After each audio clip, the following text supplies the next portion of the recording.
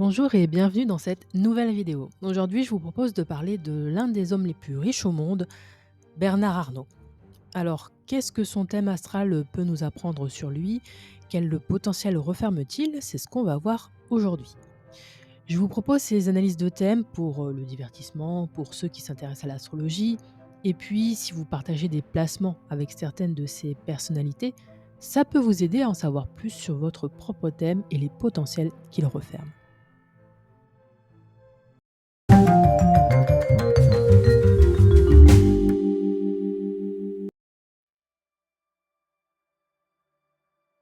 Donc Bernard Arnault est Poisson, ascendant Lion, Lune en Taureau. Donc on va commencer par regarder l'ascendant. Donc l'ascendant Lion chez Bernard Arnault, ça pose immédiatement les bases d'une personnalité tournée vers le rayonnement, l'autorité, la reconnaissance publique. Le Lion, c'est le signe du prestige, de l'image et du leadership. Une personne avec cet ascendant aspire naturellement à occuper le devant de la scène, non pas par simple vanité, mais parce qu'elle se sent investie d'une mission, celle de construire un empire et de laisser une trace. Cependant, ce lion ne brille pas d'une manière ostentatoire ou flamboyant. Il est structuré par Saturne et intensifié par Pluton, ce qui en fait une personnalité beaucoup plus contrôlée, méthodique et stratégique qu'un lion classique. Donc ce qu'on voit, c'est que Saturne, planète de la rigueur et du temps, est en Vierge, un signe de perfectionnisme et de travail acharné. Tout ça en maison 2, la maison des finances et des ressources. Donc ça peut indiquer une approche prudente, méthodique et structurée de l'argent, des ressources, des finances. Ce Saturne, comme je le disais, est en conjonction à l'ascendant, donc cette position, ça donne un tempérament sérieux, réservé, bien loin de l'image d'un lion exubérant. Donc il est probable que Bernard Arnault ne soit pas dans l'affichage excessif de sa richesse. Il est probable qu'il cultive une image d'homme réfléchi, presque austère. On voit que ce Saturne est rétrograde et cette rétrogradation, ça renforce l'idée d'un travail sur soi, d'une ascension progressive, d'une patience inébranlable. Il n'a pas hérité de son empire tel qu'il est aujourd'hui. Il l'a construit brique par brique avec une minutie extrême. Le tout étant vierge en maison 2, donc ça peut nous dire que l'argent est géré avec une prudence chirurgicale. Son succès repose peut-être sur une capacité à optimiser, structurer et perfectionner chaque acquisition. Il est probable qu'il n'achète pas pour acheter, mais qu'il investit avec une vision à long terme. Sur un plan plus personnel, il se peut qu'il ait été mature ou qu'il ait dû grandir et eu des responsabilités très tôt. Il se peut aussi qu'il ait eu beaucoup d'attentes envers lui dans son environnement familial. Donc, cette conjonction, ça donne une rigueur extrême, une patience à toute épreuve et une capacité à construire un empire sur la durée. Ce qu'on voit, c'est qu'on a quand même aussi un Pluton en Lion en maison 1. Pluton, c'est la planète du pouvoir, du contrôle, de la transformation. En maison 1, dans le signe du Lion, du coup, ça peut lui donner une présence magnétique et une capacité à exercer une domination discrète mais absolue sur son environnement. Pluton en maison 1, ça donne un tempérament intense et une forte capacité d'adaptation. Il se peut que Bernard Arnault soit un stratège qui sait évoluer en fonction des circonstances, mais toujours en gardant un contrôle total sur la situation. Il ne laisse rien au hasard. Et en Lion, ça peut lui donner une aura de leader, mais pas un leadership bruyant. Il est possible qu'il impose le respect par son autorité naturelle et sa maîtrise de son image publique.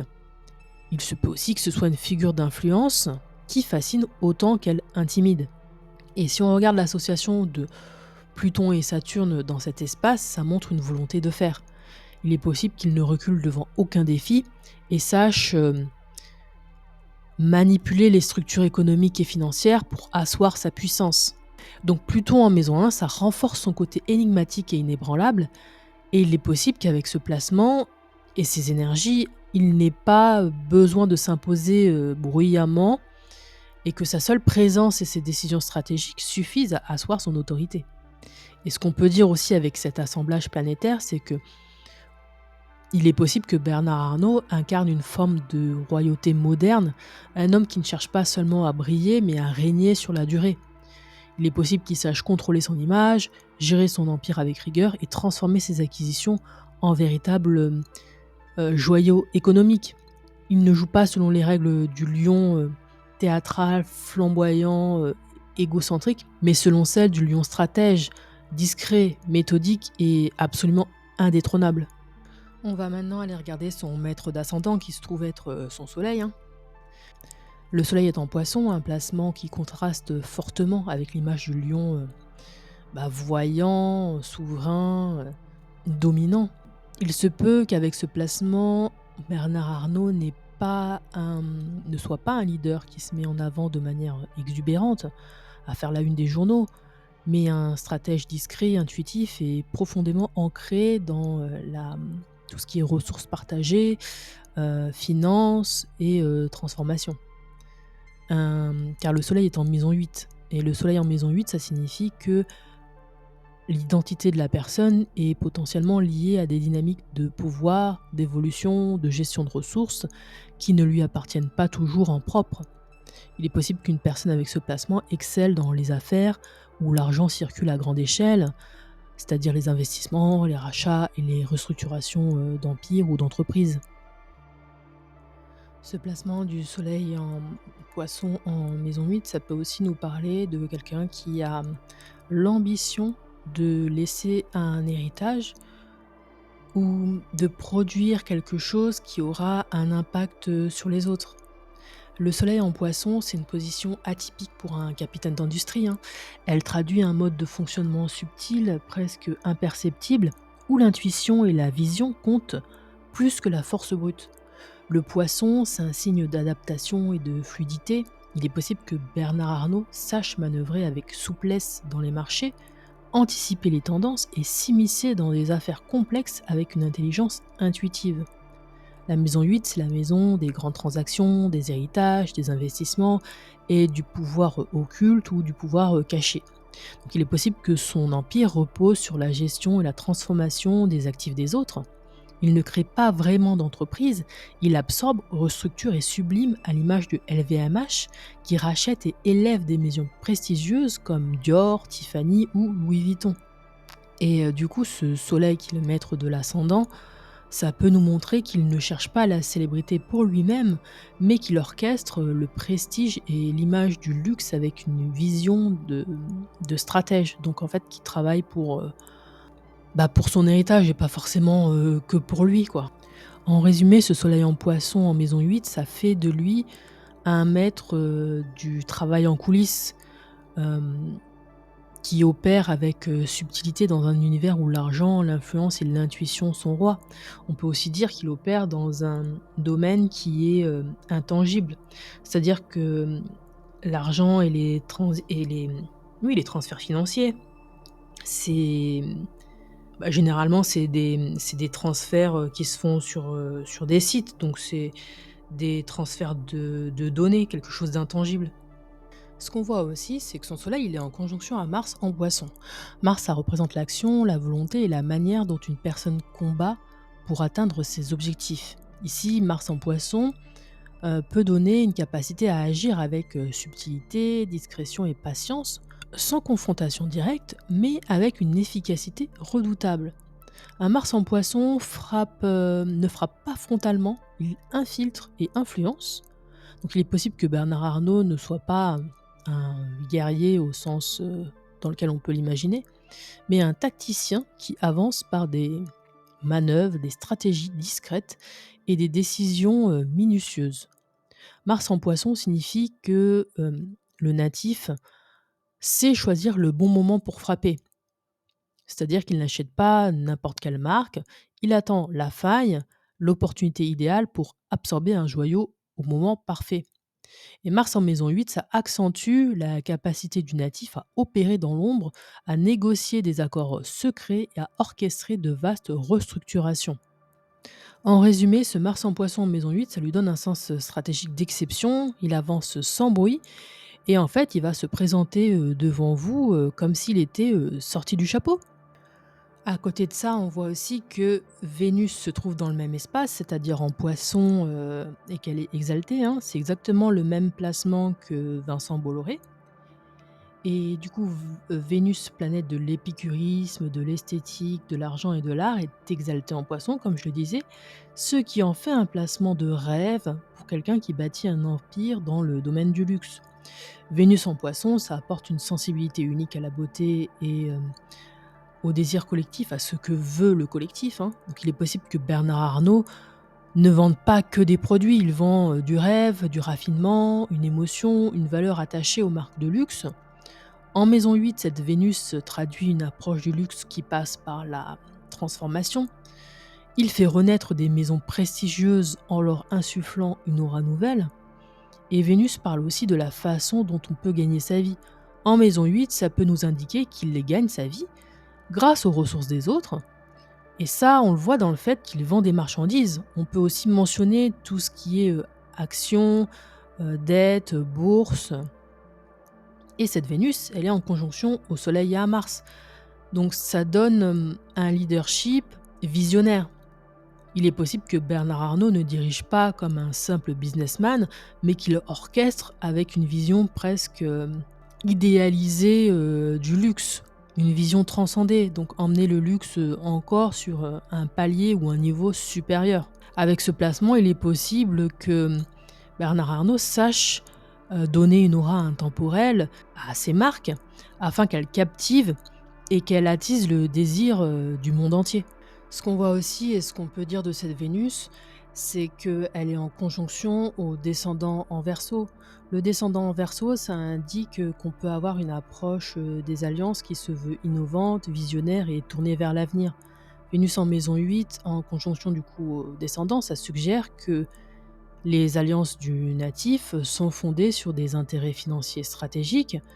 Ils ne s'associent pas au hasard, chaque partenaire est pensé dans une logique de fusion, partenariat, expansion.